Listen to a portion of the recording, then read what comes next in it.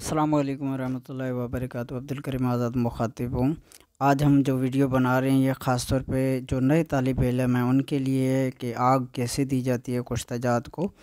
तो आग के 3 तरीके होते हैं मुख्तलिफ जो कि हम बयान करते हैं। पहला तरीका ये है कि आग गढ़े की अगर दी जाती है तो जो गढ़ा होगा वो तंदूर नुमा गढ़ा होगा। दूसरी आग ये है कि ओपन मैदान में आग दी जाए, जो कि हम आपको दिखा रहे हैं, ये ओपन मैदान की आग है। तीसरी आग बेदूध कहलाती है। ये आग इस तरह उपले बनाकर और फिर इसको आग दी जाती है। आग देकर इसमें जब धुआं ख़त्म हो, कोयले बन जाएं, उपले सारे कोयला हो जाएं, तो उसके दरमियान अद्वियात रखी जाती हैं। ये इस तरह तीसरी आग कहलाती है। हम जो दे रहे हैं ये ओपन यानी कि खुले मैदान की आग दे रहे हैं। तो इसमें गोलाई में से उपले रखे जाते हैं, एक एक करके उपला रखा जाए। उसके बाद इसके दरमियान आधे निसफ यानी कि दरमियान में कोज़ा वगैरह 1 2 3 कोज़े हों, बाशर्त कि आपकी आग का तनासिब एक ही जैसा होना चाहिए। यानी कि अगर आपकी 7-8 किलो की आग है अद्वियात की, तो 7-8 किलो में जो भी